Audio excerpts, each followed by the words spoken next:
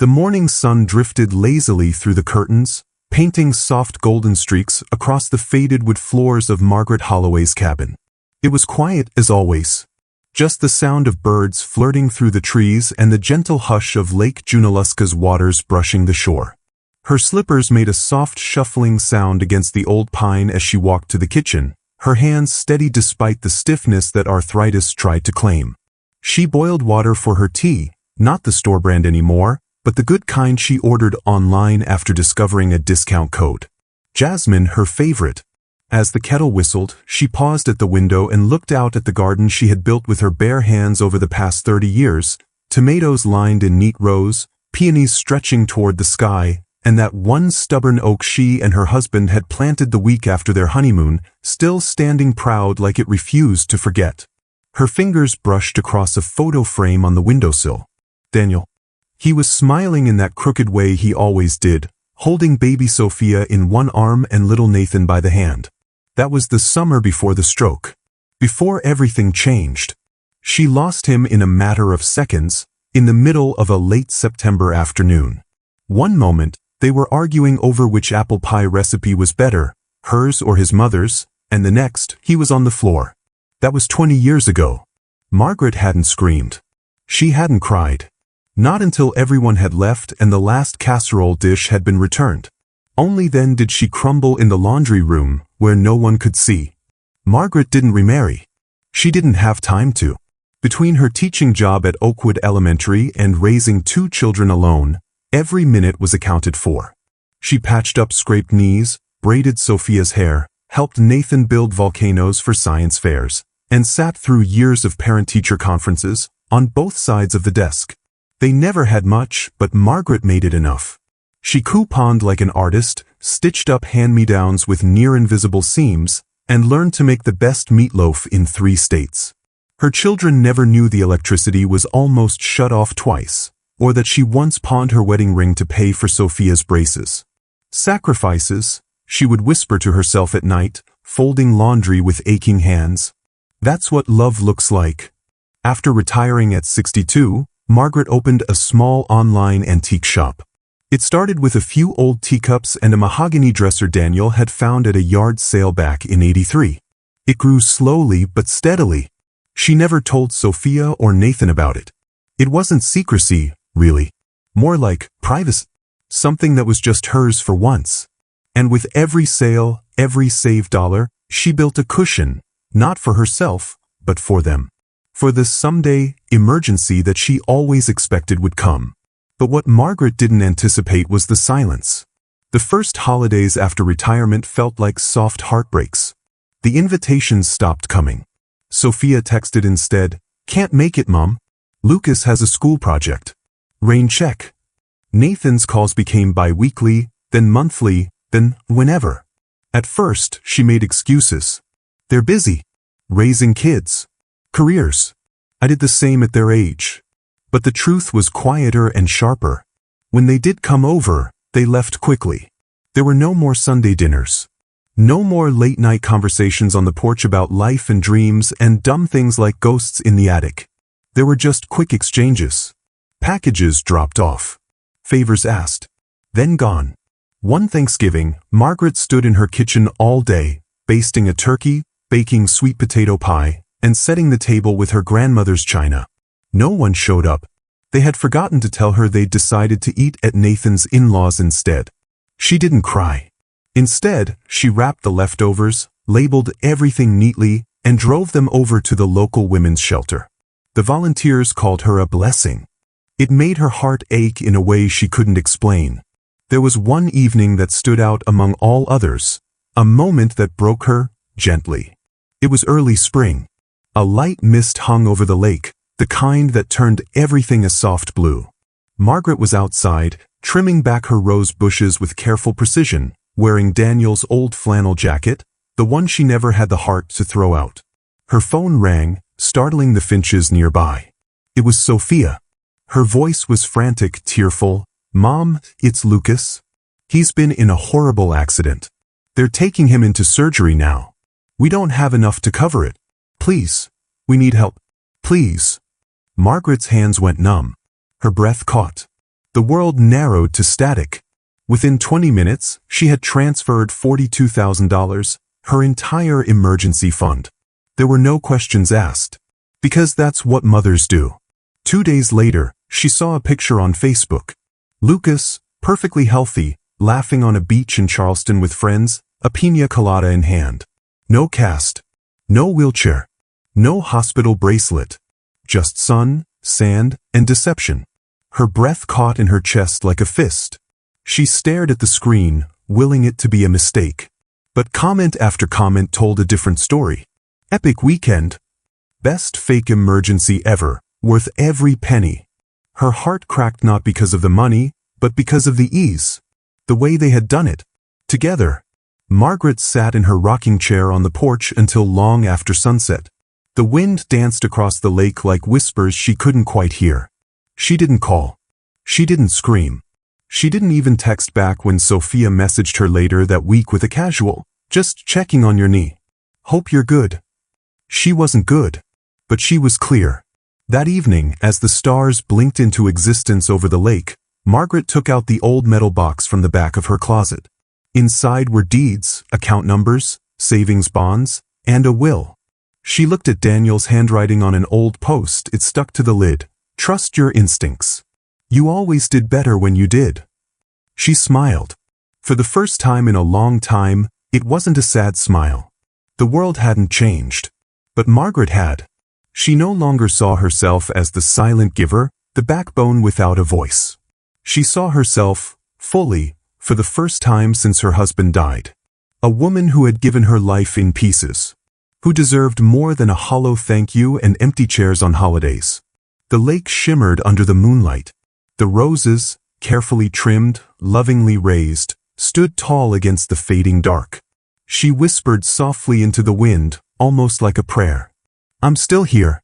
But I'm not yours to take for granted anymore." The sun had just begun to dip behind the trees lining the far side of Lake Junaluska. Margaret Holloway knelt in the soft earth of her backyard, pruning a stubborn rose bush that had refused to bloom the past 2 seasons. Her hands were dirty, her back ached, but the smell of damp soil and the rhythmic clipping of the shears gave her peace. She reached for a drooping blossom when her phone rang, shrill and urgent. She didn't recognize the number at first, but the second she picked up, her daughter's voice filled her ear, frantic and cracking. "Mom, it's Lucas." "Oh God, it's Lucas?" "He was in a car accident. A truck slammed into his side. He's unconscious. They're taking him into surgery right now." Margaret's vision blurred. Her knees gave way, and she collapsed to the ground, dirt clinging to her gardening gloves as she pressed one trembling hand to her chest. "Where is he? Is he okay? Which hospital?" "Sophia, tell me where." "We're at Mercy General," Sophia sobbed.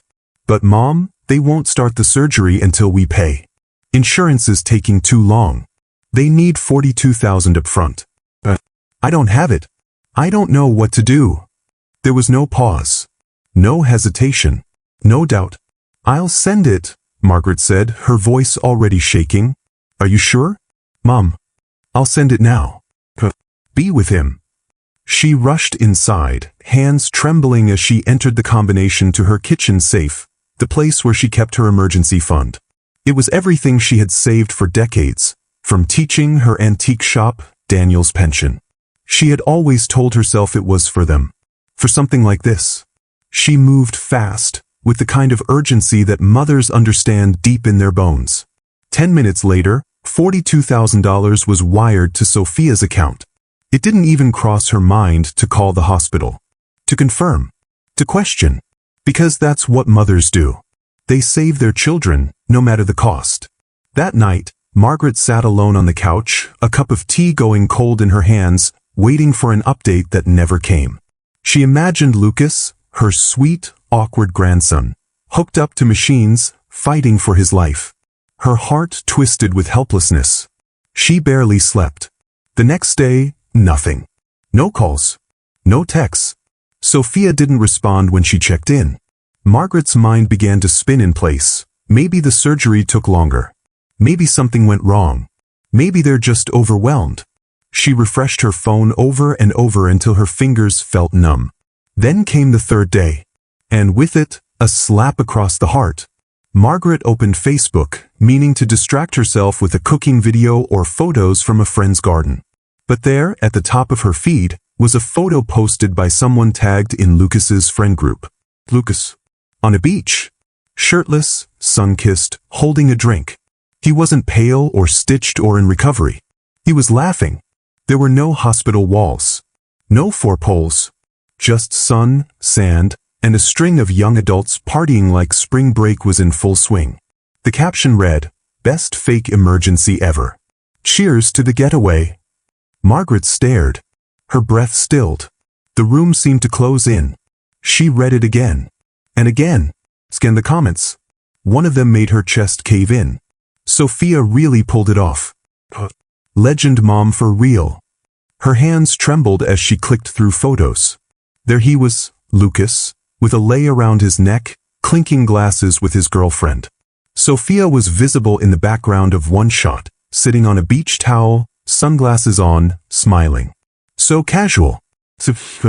She dropped the phone on the coffee table. For a long time, Margaret didn't move.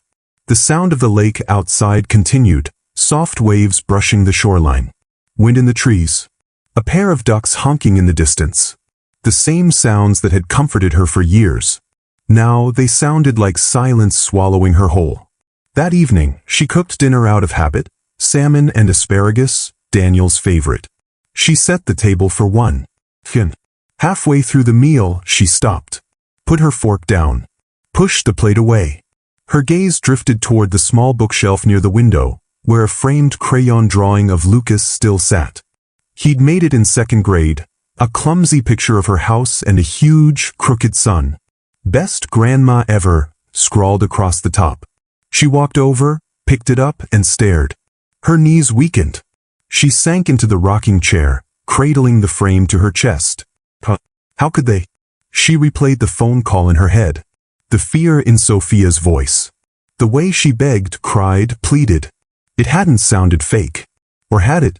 And then she remembered something chilling. How calm Sophia had sounded at the end, just before she hung up. "Thank you, Ma. You're a lifesaver." Not, "I love you." Not, "We'll keep you posted." Just those 3 words. Cold. Final. Margaret didn't call them. She didn't ask for the money back. She didn't tell anyone. Not yet. But something shifted. Not with fire or rage. Margaret wasn't that kind of woman. No, it was quieter than that. It was like watching the first spiderweb crack form on a pane of glass. You don't notice it at first. Not really. But then the sunlight hits it just right. And suddenly, the whole world looks fractured. That night, she sat outside on the porch with a glass of iced tea and no lights on. The moon reflected off the lake, casting silver patterns that reminded her of lullabies and ghost stories. Daniel used to sit right there with her. He would have known what to say. Or at least what not to say. He would have wrapped her hand in his and told her not to blame herself. But Daniel was gone. And Margaret was alone. The next morning, she went about her routines like nothing had happened. She fed the birds. She answered customer messages on her antique shop site. She replied politely when Sophia texted, "Hey, just checking on your knee. Hope it's okay." Just like that. No mention of the surgery. No mention of Lucas. No, thank you. Not even a lie to maintain the illusion. Margaret typed back, "Knee's fine. Thanks." Then she turned off her phone. A few days later, she walked to the post office, a quiet little building near the town square with creaky floors and kind staff. Angela, the young clerk, greeted her with that warm, familiar smile. "You doing okay, Mrs. Holloway?" she asked, handing over a package of tea towels Margaret had ordered. Margaret hesitated. Then she nodded. "I will be." And as she turned to leave, her steps were slower. But they were stronger. Something had broken, yes. But sometimes the breaking was necessary. Sometimes the truth had to hurt before it could heal. The morning air was sharp with the scent of early spring, crisp, clean, and laced with the sweetness of blooming dogwoods. Margaret Holloway stood barefoot on the porch, a cup of coffee warming her hands as the mist slowly lifted off Lake Junaluska. The world outside looked untouched, but inside her, something had shifted. It had been 3 weeks since the call. 3 weeks since she'd wired $42,000 to her daughter Sophia, believing her grandson Lucas was clinging to life. And 3 weeks since she had discovered, through a Facebook post soaked in betrayal, that he had actually been partying on a beach in Charleston with a drink in one hand and a lie in the other. Margaret hadn't spoken to her children since. But she wasn't angry. Not in the way they might have expected. She didn't shout or storm into their homes demanding explanations. She didn't call with tears in her voice or demand repayment. Instead, she did what she had always done best. She observed quietly. And then she planned. The decision came in the calmest of ways, not in a fit of rage, but in a moment of stillness. She was sorting through old documents in the attic, clearing out boxes marked taxes 1990 to 2002 and Christmas lights, check if working. That's when she stumbled upon a worn manila folder labeled in her brother Thomas's handwriting, Property Deed, Bluff Ridge. She nearly forgot it existed. Decades ago, Thomas, her older brother with a laugh like thunder, had given her a parcel of land, 12 acres tucked away just beyond the ridge outside town. Back then, it had been worth little more than a generous gesture. A piece of overgrown forest they used to play in as kids. She'd never thought to touch it. Curious, she called the county assessor's office. The woman on the line paused when Margaret read off the parcel number. "Ma'am, are you saying you still own that land?" "Yes," Margaret answered. There was a beat. "Then, that land borders the new commercial development. It's estimated at about $2.7 million as of last quarter." Margaret didn't speak. She just stood there, the phone to her ear, eyes drifting out toward the lake, listening to the wind as if it too was stunned. For the first time in years, Margaret felt something stir inside her, not bitterness, but clarity. Her children believed they had her figured out. They thought of her as soft, predictable, easy to manipulate, but they had underestimated the quiet grit of a woman who had buried her husband, raised 2 children alone, balanced 3 jobs, and still found time to bake birthday cakes from scratch. They had mistaken kindness for weakness. And now it was time they learned the difference. The next day, she made an appointment with Carol Baxter, her old friend and retired family lawyer who still kept a tiny office behind the hardware store downtown. Carol hadn't seen Margaret in nearly 10 years, but her smile hadn't changed. "You look good," Carol said, motioning toward a chair. "I've been lied to," Margaret said simply, setting the manila folder on the desk between them. "By the people I love most." Carol didn't interrupt. She knew when to stay quiet. "I want to make sure they can't take another cent from me," Margaret continued. "Not now. Not ever." An hour later, Margaret walked out of the office with a newly drafted will, a durable power of attorney, and instructions to begin transferring the Bluff Ridge property into a living trust. One that her children would never control. But perhaps the most unexpected twist of all came in the form of Angela Ruiz, the young postal worker with kind eyes and a lopsided ponytail who had delivered Margaret's mail with a warmth that felt like sunlight through closed blinds. Angela had never asked for anything. Some afternoons, she brought groceries up the front steps when Margaret's knee ached. Other days, she'd leave little notes on packages with messages like, "Hope you're staying warm, Miss Margaret," and "Your new teapot arrived. It's beautiful." Margaret had watched her carefully. The way she treated others, the gentleness with which she spoke, the tired lines under her eyes that betrayed the exhaustion of someone living 2 lives at once. One day, as Angela handed Margaret a stack of envelopes, the older woman asked casually, "What would you do if someone gave you $10,000 tomorrow?" Angela blinked, surprised. "Honestly? I'd pay off the hospital debt from my brother's surgery. Then maybe finally fix our car's heater." That was it. No vacations. No luxury. Just responsibility. And right there, something inside Margaret settled. This was someone who understood the weight of sacrifice. Someone who deserved something better. Margaret didn't make an announcement. She didn't tell Angela. She didn't tell her children. Instead, she began rearranging her estate with one quiet goal: to ensure her life's work, every dollar saved, every inch of land, went to someone who would honor it. She kept records meticulously, printed statements, dated notes, folders labeled by hand. She even recorded a voice memo on an old camcorder, a message to be played one day, explaining everything in her own words, her own voice. "I gave you everything," she said quietly to the lens. "And when you lied, you didn't just steal money. You stole trust. And that, my darlings, costs far more." Weeks passed. The trees bloomed. The town buzzed with spring festivals. Margaret returned to her garden, planting rows of lavender and snapdragons. On the surface, life looked the same. But everything had changed. She answered her phone with polite distance, smiled when Sophia texted vague updates about Lucas, listened when Nathan asked if she could help with a down payment on a car. She said no, gently, firmly, and with every refusal, she reclaimed a piece of herself. One Saturday, she hosted a tea on her back porch. Just her and Angela. They sat watching the ducks, sharing almond biscuits and small stories. At one point, Angela looked up and said, "You remind me of my grandmother." She didn't say much, but when she did, it mattered. Margaret smiled. "That's the trick, sweetheart. Save your words for when they carry weight."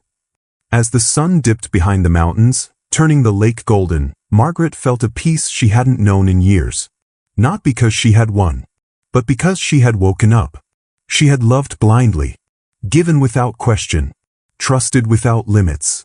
Now, for the first time, she was choosing who deserved her gifts.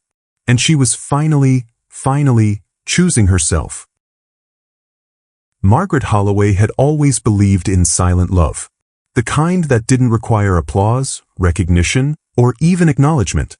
Her generation was raised that way, to love through action, to sacrifice without fanfare. She had done so gladly for her children, Sophia and Nathan, and later, her 4 grandchildren. She thought it was understood. She thought it mattered. But as the months rolled on, the truth began to take shape, sharp, bitter, undeniable. It started with the small things. A missed phone call here. A forgotten birthday there. Packages left at the door without a knock. Hugs that were once warm now replaced with obligatory pats on the shoulder. And then, the larger signs began to appear, too large to ignore, like bruises you can't explain away. Margaret had been battling arthritis in her knees for a few years. It had always been manageable, a little stiffness in the morning, a dull ache after gardening. But this spring, it flared with a vengeance. She could hardly climb the stairs. Her nights were restless. Her doctor, a kind man named Dr. Rubin, advised rest. "A few weeks off your feet, Margaret. Ideally with family. Somewhere you can be taken care of." She smiled politely at his suggestion, but something in her stomach twisted. She already knew the answer. It was at a brunch Sophia had invited her to. The table was littered with takeout containers and sippy cups. Her daughter had barely looked up from her phone the entire time. "Sophia," Margaret began, gently stirring her tea, "I was wondering, would it be all right if I stayed with you and Mike for a couple of weeks while my knee heals? I'd be no trouble just." Sophia didn't even let her finish. She let out a tired sigh and set her phone down with a thud. "Mom, honestly, we don't have the space. And with the kids and Mike's schedule, it'd just be too much. Too much." That was the phrase that rang in her ears the entire drive home. Not "we'd love to help." Not "let me talk to Mike." Just too much. Thanksgiving came a month later. This time, the gathering was at Nathan and his wife Lindsay's house. Margaret received the invitation last minute, as always. When she arrived, arms full of homemade pumpkin bread and her mother's silver gravy boat, she was greeted with polite smiles, not hugs. The house was buzzing with chatter, the dining room bursting at the seams with cousins, friends, in-laws. The main table was already full. Nathan looked flustered, then gestured toward the side wall. "There's a folding chair for you, Mom, just over there, near the recycling bin." She paused. The only open seat was wedged between a stack of empty Amazon boxes and a trash can that needed changing. No centerpiece. No place card. Not even a napkin. She sat down slowly, her knee screaming in protest. No one noticed. Dinner went on. Laughter, toasts, clinking glasses. Her grandchildren passed rolls to each other without offering her one. She watched as Lindsay handed out slices of pecan pie and skipped right over her. No one asked her to cut the turkey like she used to. No one invited her to lead the prayer. She had become invisible. Christmas was colder, not just in weather, but in spirit. Margaret spent hours knitting scarves, wrapping them neatly in hand-painted boxes, and writing personal notes for each member of her family. She included stories, memories from their childhoods, small blessings for the year to come. It was her favorite part of the season. She arrived at Sophia's house with a warm smile and hopeful heart. The tree glittered with expensive ornaments. Gifts were stacked in glossy wrapping paper, designer bags, video games, new iPhones. When it came time to exchange presents, Margaret's box was passed over, left unopened at the corner of the room. No one even noticed. She received nothing in return. Not from Sophia. Not from Nathan. Not even from the grandchildren. That night, she sat in the guest room, a converted storage space with a blow-up mattress and no heat, clutching a mug of cold cider and blinking away tears. She whispered to the dark, "What did I do wrong?" But it wasn't until a week later, when she asked again about staying for a few weeks while her knee healed, that the final thread snapped. This time, Sophia didn't even pretend to be sorry. "It's just, you're a lot to take care of, Mom," she said with a shrug. "We can't handle all of this right now. You understand, right?"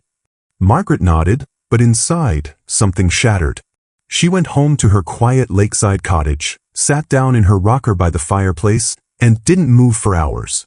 She looked around at the home where her children were raised, the wall marked with pencil lines for every inch they grew, the bookshelf still lined with their childhood favorites, the kitchen table stained from school projects and spilled syrup. All she had given them was here. In every board, every dish, every photo. And now, they couldn't spare a room. A chair. A moment. They no longer saw her as their mother. They saw her as a resource. A warm body for babysitting, a name on a bank account, a fallback when things got tight. Not a person. Not a blessing. Just an inconvenience. That night, Margaret made a quiet decision. She would no longer beg for love. She would no longer trade dignity for proximity. She would no longer show up for people who had long since stopped showing up for her.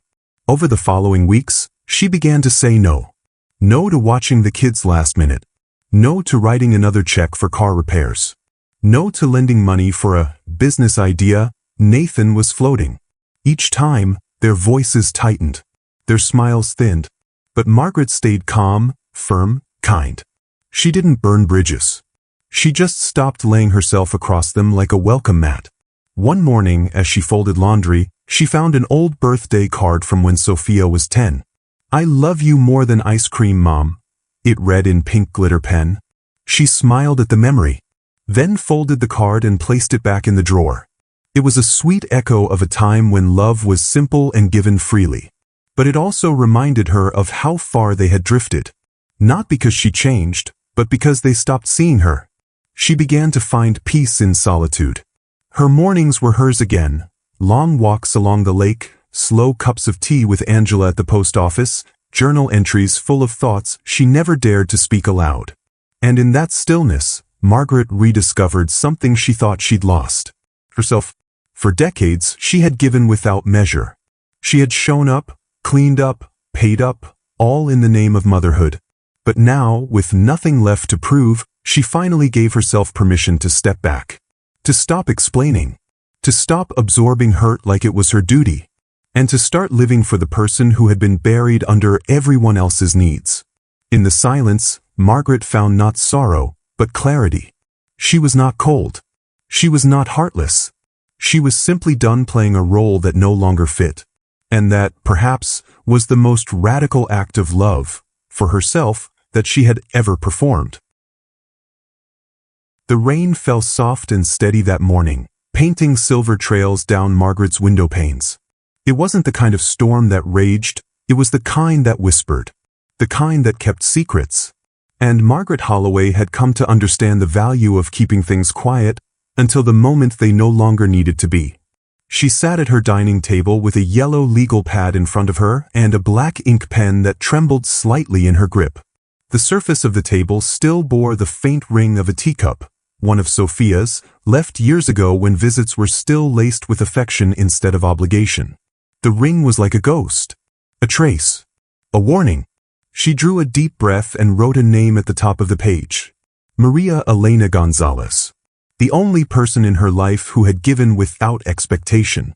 Who had knocked gently before entering every room. Who had stitched the loose button on Margaret's coat without being asked. Who left bowls of homemade chicken soup on the porch when Margaret's knees flared and never once waited for thanks.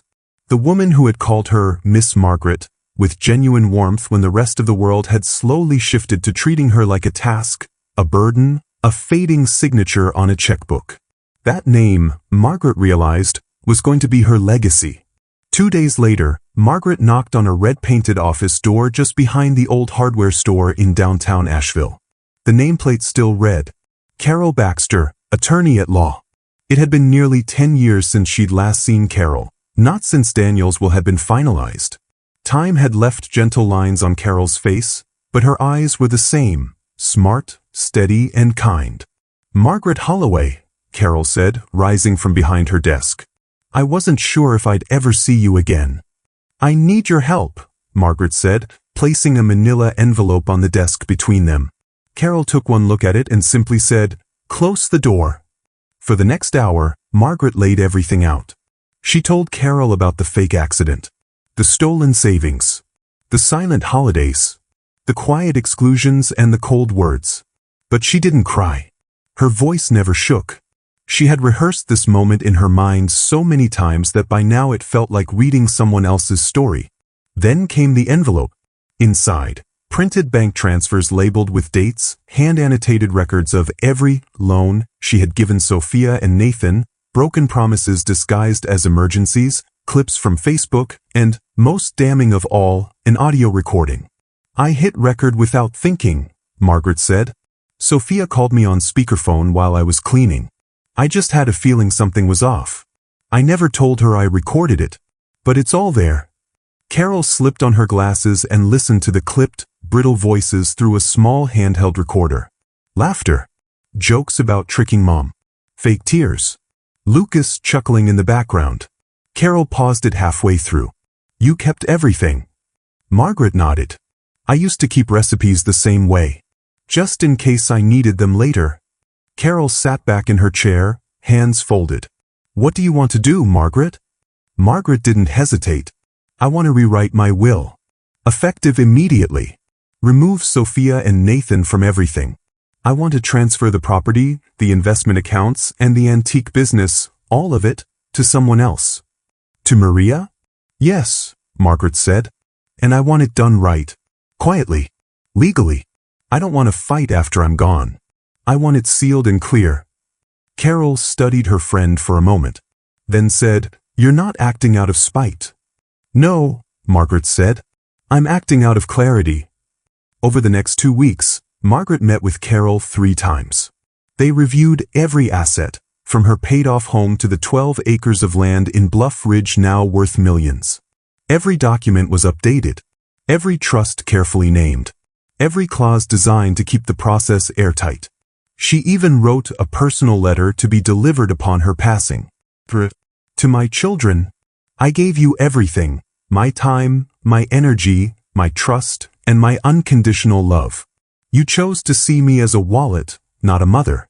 You taught me, painfully, how little I mattered once the giving stopped. This decision isn't punishment. It's protection. For me, and for the parts of me that still deserve dignity. I hope you find peace someday. But I no longer owe you mine. It wasn't cruel. It was honest. And when Margaret signed the final document in Carol's office, pen scratching across the bottom line with slow resolve, she felt something lift. Not anger. Not relief. Just wait. Later that evening, Margaret sat with Maria in the kitchen. She hadn't told her yet. The kettle hissed on the stove as Maria carefully poured chamomile tea into a mismatched set of mugs, one with sunflowers, one with a chipped edge from a long-forgotten drop. Maria spoke first. You seem lighter today, Miss Margaret. Margaret smiled, wrapping her hands around the warm mug. Maybe I am. There was a moment of silence between them, not awkward, but respectful. The kind of silence that grows between people who trust each other with things that don't need words. Finally, Margaret said, Maria, If something ever happened to me, would you promise to keep this place warm? The garden, the porch, the kitchen. Maria blinked, a little startled. Of course, you know I would. Margaret reached into her cardigan and pulled out a folded envelope. She placed it gently on the table. This is yours, she said. It's not just a house. It's not just a will. It's everything I've saved. Everything I've chosen to pass on. Because you're the only one who saw me when I became invisible to everyone else. Maria didn't speak for a long time. Her eyes filled with tears. I don't know what to say, she whispered. Say you'll keep it safe, Margaret replied. I will, Maria said, pressing her hand over her heart. With everything I have. That night, Margaret stood on her porch in her slippers, watching the rain break into mist over the lake. The wind hummed through the trees like an old hymn. She thought of Daniel, how proud he would be. How he always told her, you've got more strength in you than most armies. He was right. She hadn't chosen revenge. She'd chosen legacy. And for the first time in her life, it felt like she was leaving something behind, not because of who shared her blood, but because of who had shared her pain, her silence, and her tea. The early June sun stretched long shadows across Nathan's backyard, where strings of fairy lights dangled from the branches of tall elms, flickering gently in the breeze. The air smelled of barbecue and fresh-cut grass, and the sound of laughter drifted lazily across the lawn. It was Nathan's 42nd birthday. He had spared no expense: catered ribs, music pulsing from rented speakers, children darting between adults with faces painted like tigers and butterflies. The kind of party that said, look at us. Look how well we're doing. Margaret Holloway stood at the edge of it all, in a deep blue linen dress that matched the summer sky. She wasn't alone. Maria stood beside her, not as a guest, not as a housekeeper, but as her equal. As her guest of honor. The moment she stepped onto the deck, the party paused. People turned. Some smiled out of politeness. Others with confusion. It had been months since Margaret had attended a family gathering, and even longer since she had spoken openly to either of her children. Nathan approached with a grin too wide, too rehearsed. Mom, you made it, he said, leaning in to kiss her cheek. We were just talking about you. I'm sure you were, Margaret replied, her voice calm, unreadable. He gestured toward the drink table. Go grab something. We're doing cake soon. Margaret nodded. I have something to say before that. Nathan blinked. Oh, sure. Like a toast. She didn't answer. She moved toward the center of the yard, stepping carefully onto the small platform Nathan had set up near the grill for his speech. Conversations quieted as she adjusted the microphone, tapping it gently. Maria remained near the garden path, hands folded, watching with quiet strength. The crowd stilled. Neighbors, co-workers, family friends. Even Sophia and her husband, Mike, looked up from their corner of the patio, frozen mid-sip.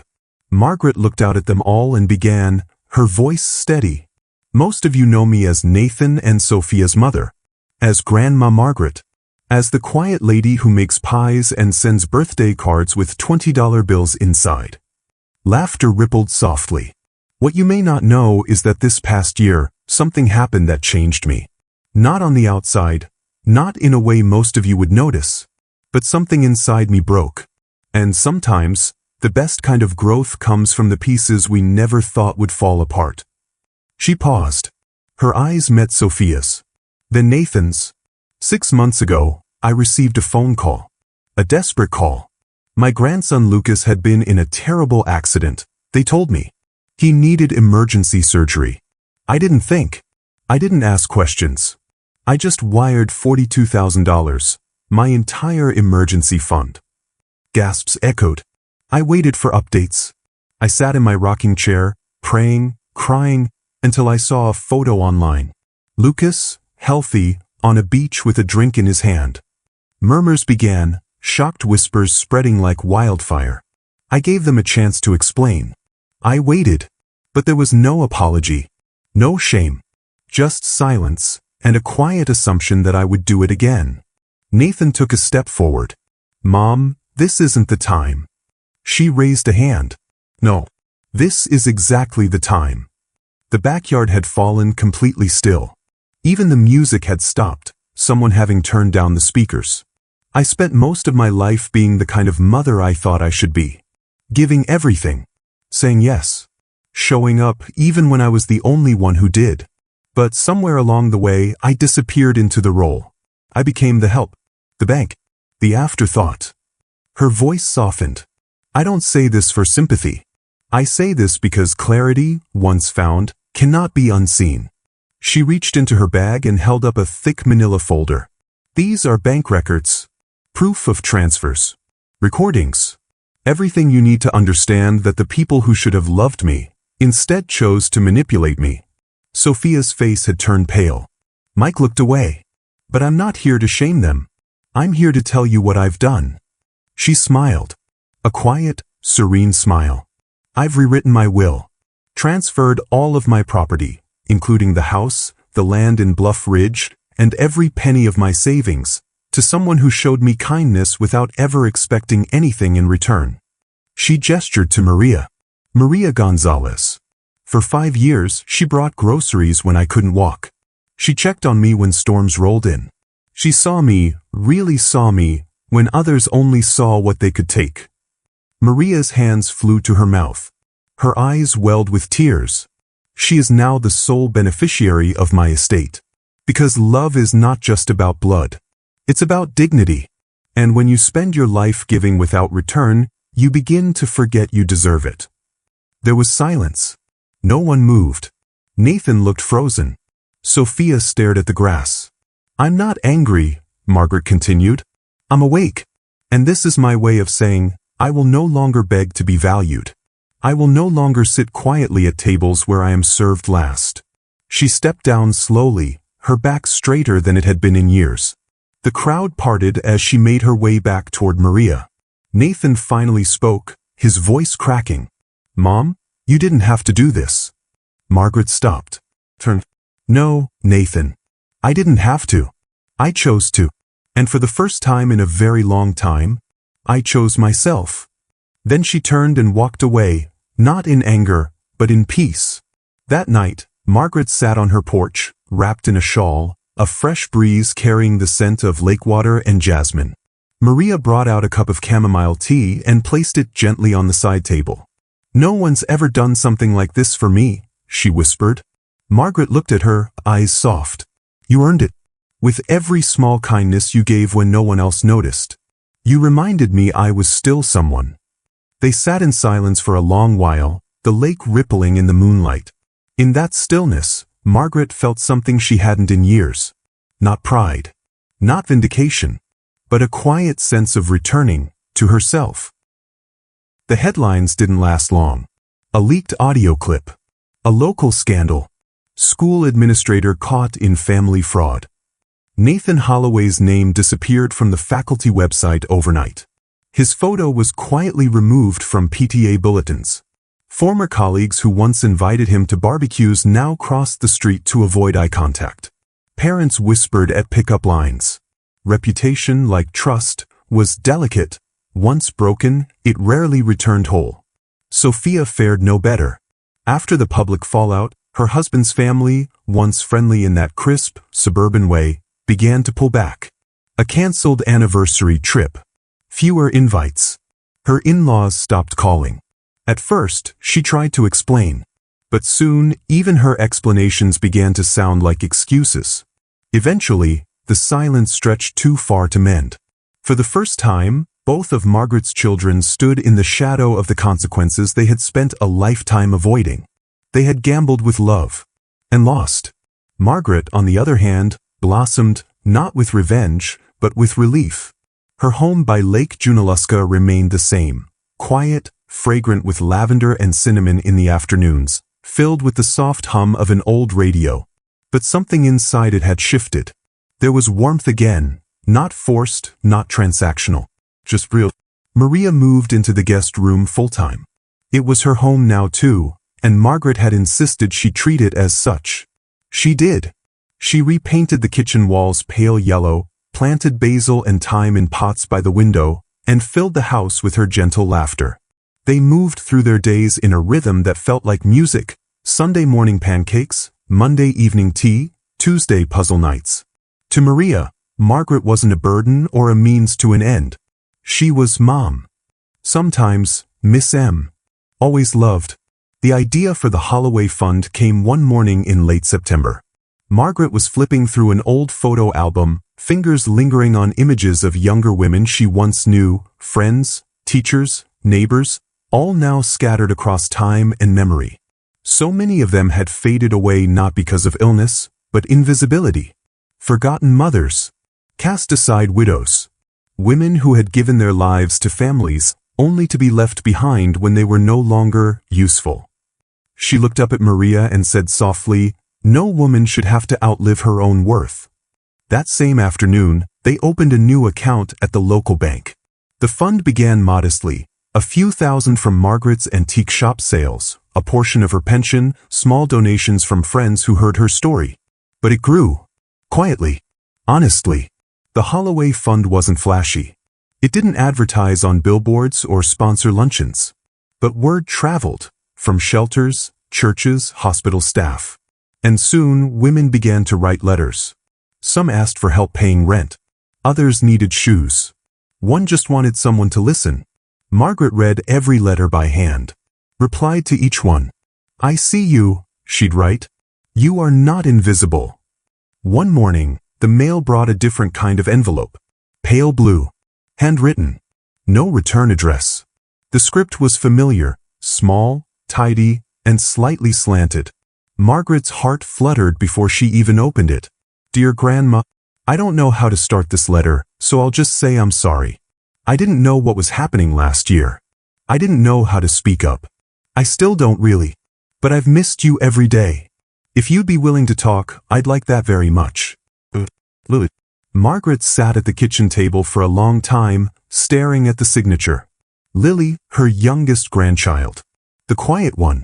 The one who'd always lingered in her lap a little longer, who loved old books and rainy days and buttered toast with cinnamon sugar. She hadn't been part of the lies. But she hadn't reached out either. Not until now. Margaret folded the letter neatly and placed it in the center of the table.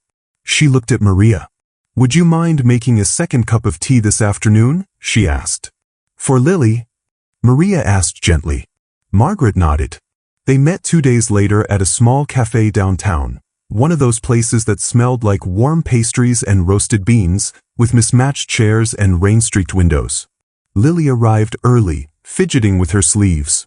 She stood when Margaret entered, unsure of whether to hug or wave. Margaret smiled and opened her arms. Lily stepped in. The embrace was soft, cautious.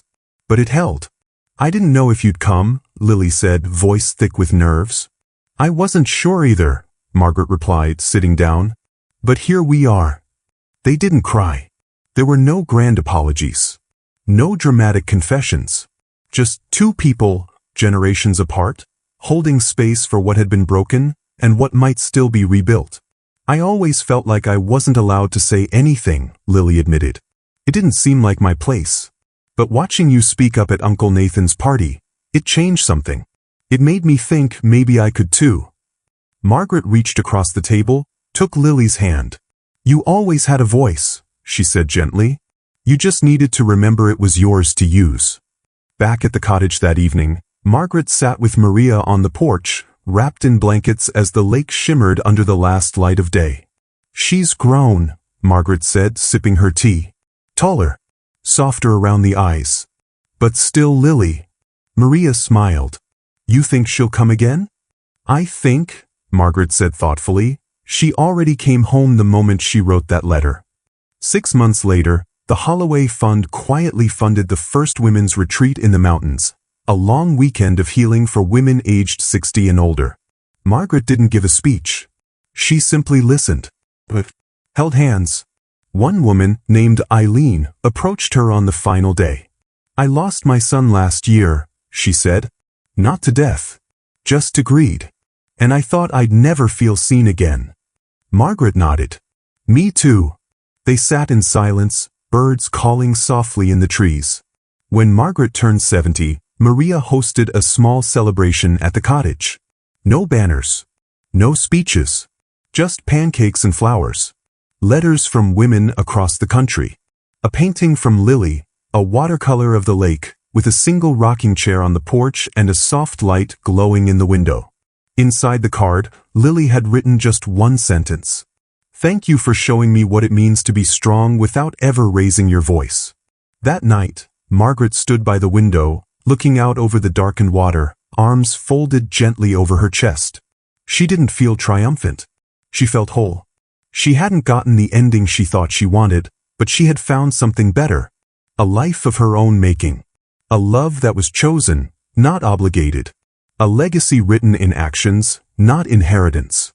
And a quiet certainty that she had finally become visible again, not to everyone, but to those who truly mattered.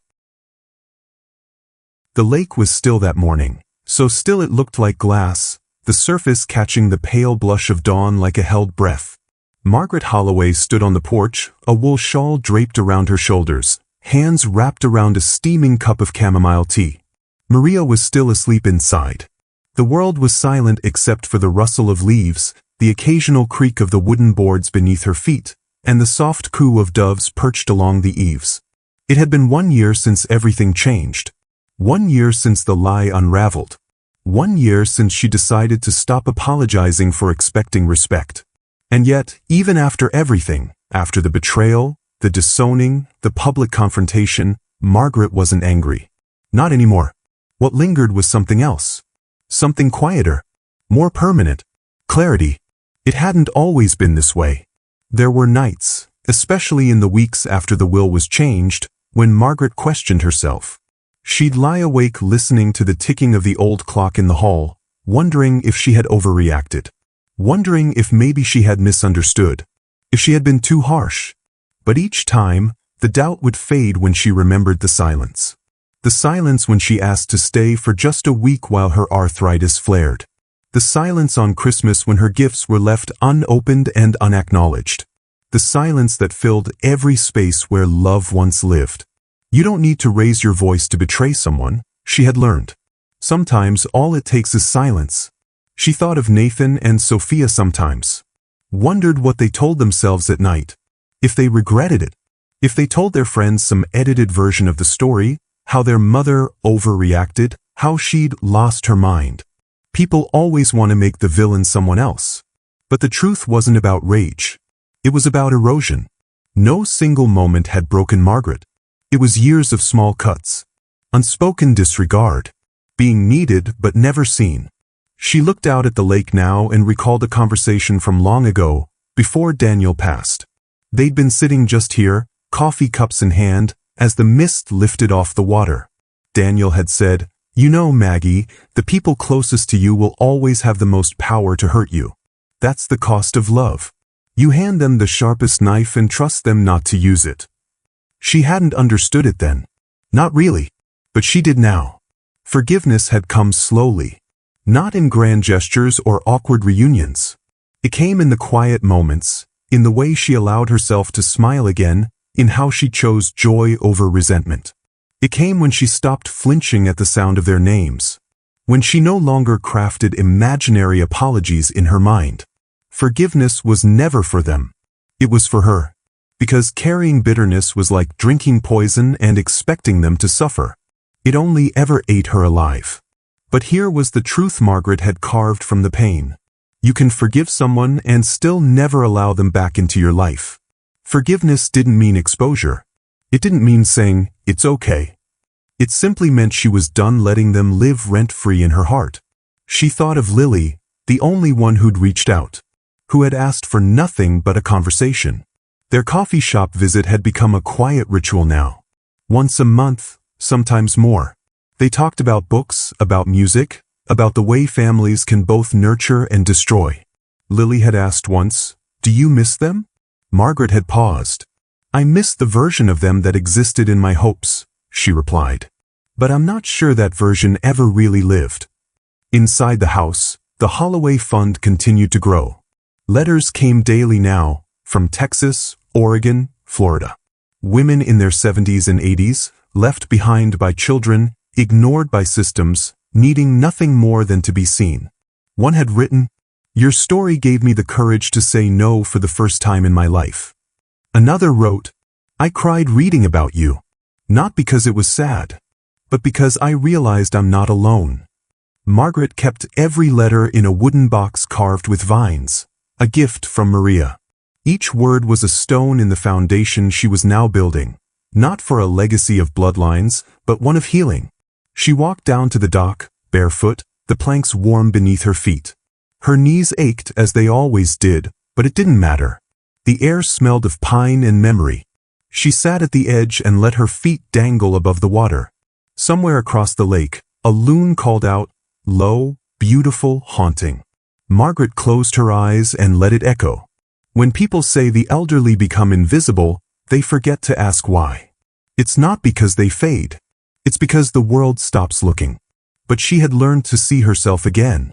Not as a mother, or a giver, or a name in someone else's phone book, but as a woman. One who had endured. One who had reclaimed her voice. And she wanted other women, the forgotten, the dismissed, the quietly grieving, to know that they, too, could rise. Her final thought that morning came as the sun crested over the trees, warming her cheeks. Kindness is never weakness. And silence is not surrender. Sometimes, silence is the choice of someone who knows they no longer owe explanations. She had chosen that silence. Not to punish, but to protect what remained of her peace. As she rose slowly and made her way back up to the porch, she thought, let them say what they want. Let them rewrite the ending in their heads. Because Margaret Holloway knew the truth. And the truth, finally, had set her free. Margaret's story is not just fiction. It mirrors a reality faced by countless older women around the world. In a society that often sidelines the elderly, especially those who have given everything to others, reclaiming self-worth becomes a quiet revolution.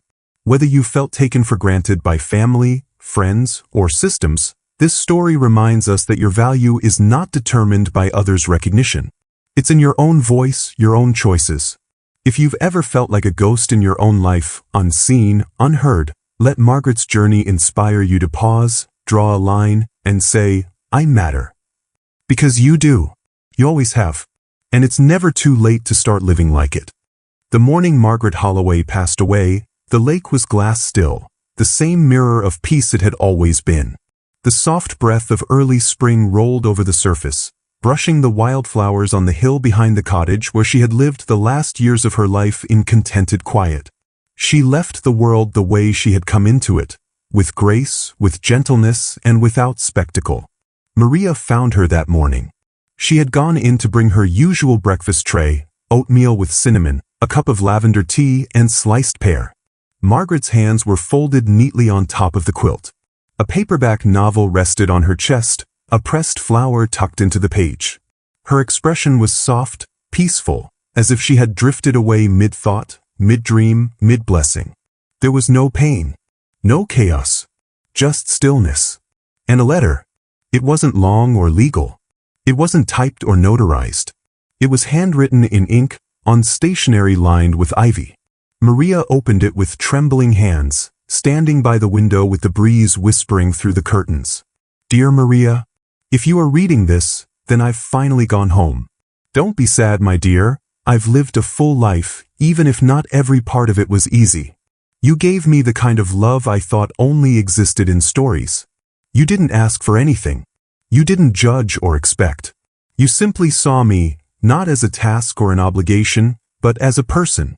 Thank you for seeing me. Thank you for honoring me. Thank you for reminding me that it was never too late to be loved again. My children may share my name, but you shared my soul. With all the peace I now carry, Margaret Purple Heart. Maria read it twice before she allowed herself to cry. And when she did, it was not the cry of grief alone. It was one of honor. But also of knowing she had been the final chapter in someone's life story, and that chapter had ended beautifully. The memorial was held under the elm trees beside the lake, on a Sunday that felt suspended in time. The sunlight filtered through branches like golden lace. A framed photograph of Margaret sat atop a table adorned with lilacs and soft candles. There were more people than anyone expected. Neighbors, former students, Women from the Holloway Fund who had never met Margaret in person, but felt her presence in every grocery voucher, every phone call, every letter of encouragement she had handwritten with arthritic fingers. And among them stood Lily, now 19, with a quiet poise that mirrored her grandmother's. She wore a simple navy dress and held a folded sheet of paper between her palms like it was made of glass. When it was her turn to speak, the crowd fell still. Lily stepped forward, cleared her throat, and looked out not just at the audience, but through them, to someone who now only existed in memory. My grandmother believed in quiet strength. She didn't shout. She didn't beg. She didn't make scenes. But she changed lives, beginning with her own. She taught me that kindness doesn't mean weakness. That sometimes the people who hurt you aren't strangers, but the ones sitting at your own table. And she taught me that love, real love, is not proven by blood, but by how we show up for each other. She left behind more than property, more than money. She left behind a blueprint for courage. And today, I want to tell you that I'm going to carry that blueprint forward. I've decided to change my major to social work. And starting next month, I'll be officially expanding the Holloway Fund into a national support center for elderly women, especially those who've been discarded by the people they once gave everything to. We're opening 2 new locations this year, one in Asheville and one in Detroit. And we're naming the first building after the woman who taught me what legacy really means. Not Margaret Holloway the mother, not Margaret Holloway the victim, but Margaret Holloway the voice. Because even in her silence, she spoke louder than anyone I've ever known. There were tears, but not the kind born only of mourning. They were the kind born of knowing a life had mattered, had rippled, had changed something. Even Sophia and Nathan, who stood at the very back, heads bowed, said nothing. They didn't ask for forgiveness. They didn't approach the podium. Their presence alone was perhaps their first act of humility in years. And for once, Margaret was not invisible. Later that day, Lily sat with Maria on the porch swing. They didn't talk much. The silence between them was soft, full of mutual respect. Lily reached into her tote bag and pulled out something. It was a laminated print of the letter Margaret had left. She handed it to Maria. "She wanted you to have this framed," Lily said. "I found the instructions in her journal." Maria took the page, eyes welling again. "She gave me so much," she whispered, "but I never thought I'd be the one to carry her name forward." "You're not carrying it alone," Lily replied. "You're sharing it. That's what family does, the ones who choose each other." The sun dipped low behind the trees, casting long shadows across the porch. Inside the house, the rocking chair creaked once, then stilled. Margaret was gone. But her echo remained, in the swing of the door she once opened for strangers, in the clink of the teacups she shared with Maria, and in the thunder Lily now carried gently in her chest. Margaret Holloway had not lived forever. But her kindness did. It stretched past bloodlines, past betrayal, and into a world that now remembered her not just as a woman who had been hurt, but as one who had healed. And more importantly, as one who had passed that healing on.